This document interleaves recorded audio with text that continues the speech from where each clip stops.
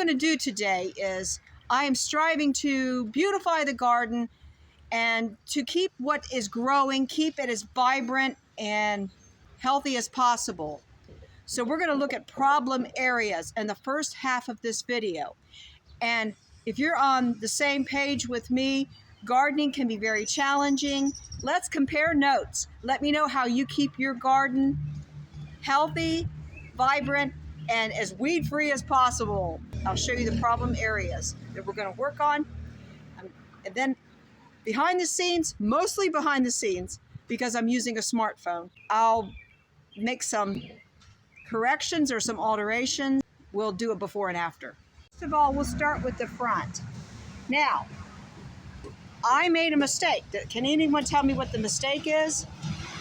I planted some seeds because they were free. What a cheapskate. And they were daisy seeds, as you can see. The problem is I planted them too close to the front. And the back doesn't have anything going on here.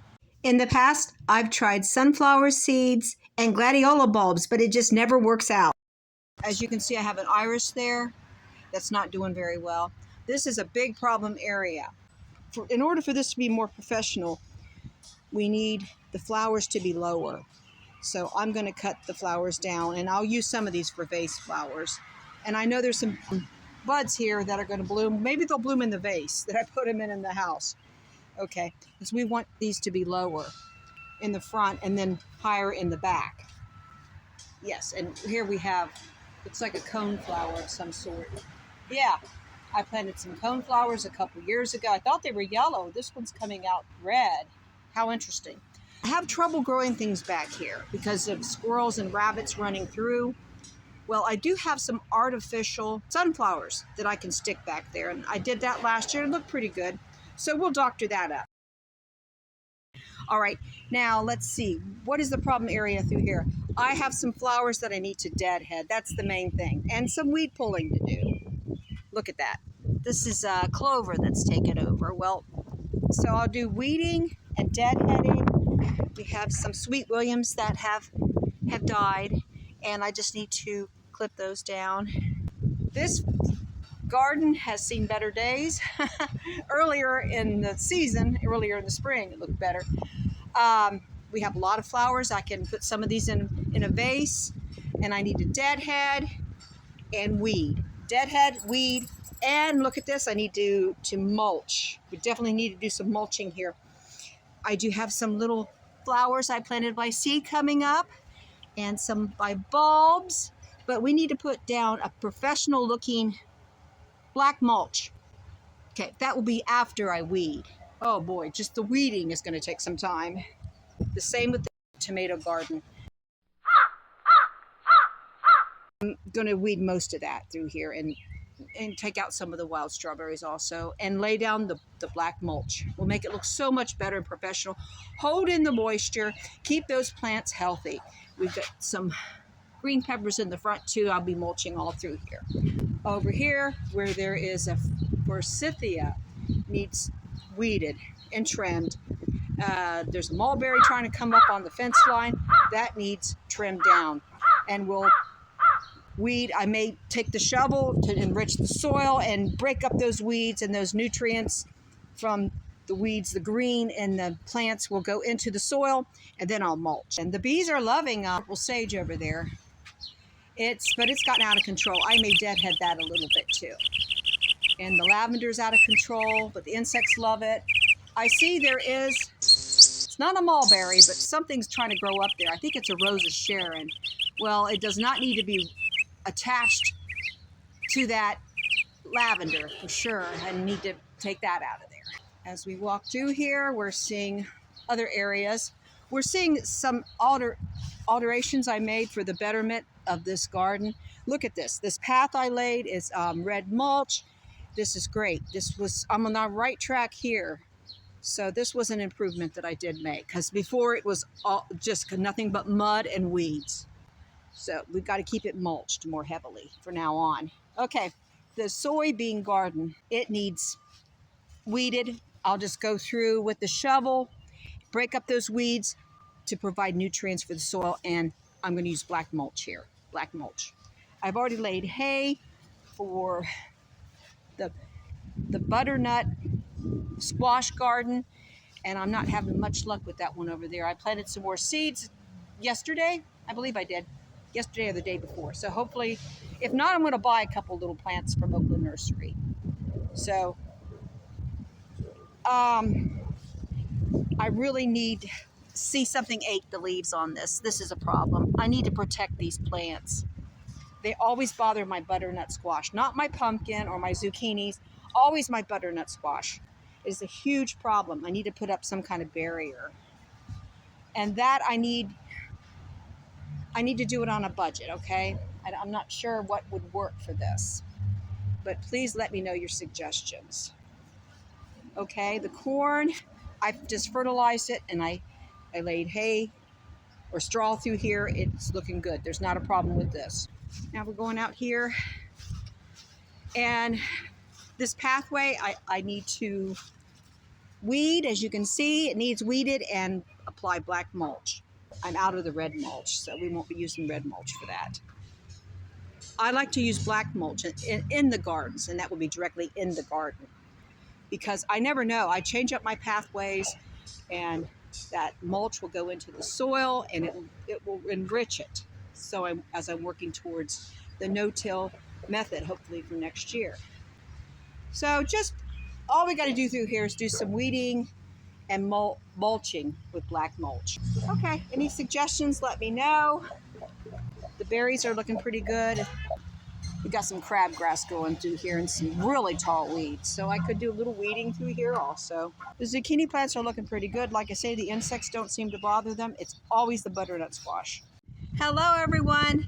This is 2 days later. I've made quite a bit of progress in the garden with the problem areas, but we did have a storm come through. Lots of rain. I don't believe we had any hail. Lots of wind, very strong winds that did knock down some of the plants, and I'm still in the process of straightening up everything. When the rains came through, I had to stop abruptly, so I left some things undone. I need to pick these dead-headed flowers up and put them in a garden bag. The hose was left out. Believe me, I did not need to do any watering after all that rain. I need to put this hose up so it will look nicer also. So I'll correct these things and we'll get started.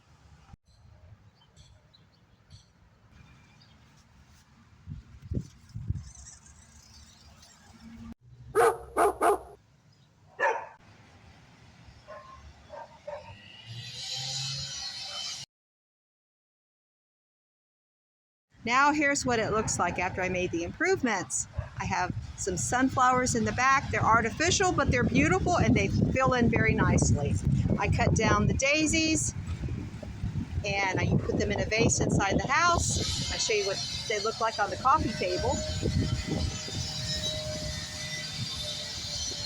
So now this is more of a professional garden, although I like cottage style. I like anything, everything goes.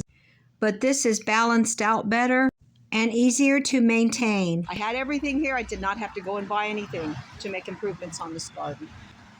Very economical.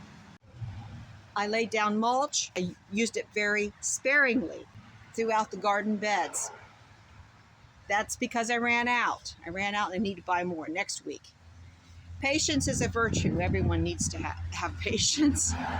As far as the bearded iris, I fertilized it with bone meal, and it looks better already.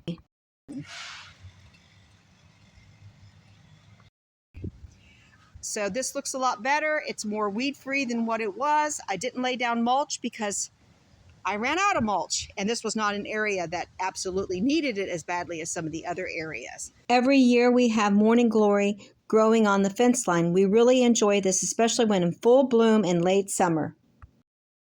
Now we are looking at the wild backyard garden closest to the house, where I grow lots of flowers and herbs. And you can see I trimmed down the larkspur, but I left enough of it up for the bees to continue to enjoy. I was unable to deadhead the purple sage because there were so many bees. As friendly as they are, did not want to get stung. So I left them alone. I'll deadhead purple sage another time. We still have plenty of blooms. The lavender is all over the place. I like that. I like the wild look of it. The rose of Sharon that was growing in there wildly, I cut that down as far as I could. I'd like to, in the fall, after everything's already been bloomed and harvested, I'd like to try to dig that rose of Sharon out of there. Oh, another area that badly needed mulch, where I planted some flower seeds and bulbs. I mulched through here very lightly, but I did mulch nevertheless, and it looks a lot better. You see, I deadheaded a bunch of Sweet Williams. Now we have our onions. I'm going to be trimming these down to, I would say, about 4 inches. Yeah, and we'll be using all of this, the scallions here, the green part, like for chives and salads and soups and casseroles. But I want these bulbs to get bigger. The only way they're going to get bigger is to cut off quite a bit of the green part attached. That way the energy will go to the bulbs. Volunteer cherry tomatoes that were growing to here, I still have some to take out. They got too tall and lanky, and they were not doing that well anyway. They were not helping the onions at all. And the other day it looked like they were going to grow together very well. Now I realize I should have taken that out sooner. I left some right here that have blooms on them, so hopefully we'll get some really good cherry tomatoes. And as you can see, the forsythia, I trimmed it down very well and weeded through there. Weeded through here. I couldn't lay as much mulch as I would have liked. I will lay more mulch next week when I buy it. Okay, the gladiolas through here are doing very well. Looking forward to those blooms in midsummer. My husband and I put cages on the tomato plants. He put a cage on one tomato plant right before the storm, and he was going to do the other two. I came out here and did that this morning. Okay, I mulched through here. After the rain, the marigolds are getting bigger. That really helped them. They look vibrant, beautiful. And the bell peppers are looking very healthy. Now on to the soybean garden. This is the soybean garden. I was going to lay black mulch. I ran out. I decided it would look better and more like the country where my grandmothers lived. And so I laid down straw between the soybean rows. Okay. Now, I'm trying to solve one problem here for the butternut squash. I put this, and I wish I had more of these. They're very handy because the rain will come through on this strainer or colander, whatever they call it. Look at that. This is my butternut squash. My husband said, well, just order some of these online, so maybe I will. But I only see one little tiny butternut squash growing there. I don't see any evidence of any more, but I did plant seeds, and hopefully they'll come up.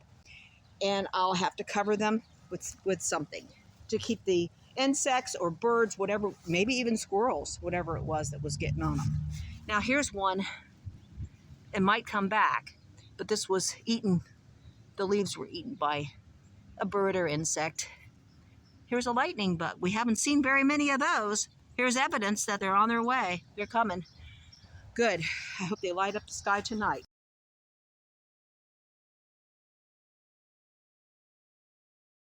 Laid a pathway of mulch. This looks a lot better. I did a little bit of weeding through here, and I harvested some spinach. I just took it out by the roots. It was done. It was spent, but I'll be using that spinach. I did a little bit of weeding through here, through the berries. I laid a little bit of mulch, but I need more mulch. So more mulch is needed, more weed pulling, and then harvesting. I got to do a giant turnip harvest, and this will be the final harvest coming up. Oh, those are the white potatoes that fell over. I had to straighten up. I just put in couple old wooden fences there. That seemed to help the problem for now. Thanks for watching today. I had to come closer to the house. The wind is really blowing. We've had storms everywhere. I pray that wherever you are, that you're safe, and take shelter down the basement or in the middle of your house, in a hallway, in a bathroom, wherever you can take shelter, because the chances of storms. Let me know how you're doing, what are the weather conditions where you live, and how does that affect your garden. In the meantime, I hope that I inspired you to keep busy in the garden. It's great exercise. Always work to make it look better and strive for healthier plants. And as far as weeding, don't worry about it too much. It's exhausting, and those weeds are not really doing that much harm, but I would say just pull the weeds that are really close to the plants. But we all want it to look good, don't we? Happy garden days. Happy weekend. God bless each and every one of you. I'll see you on the next one.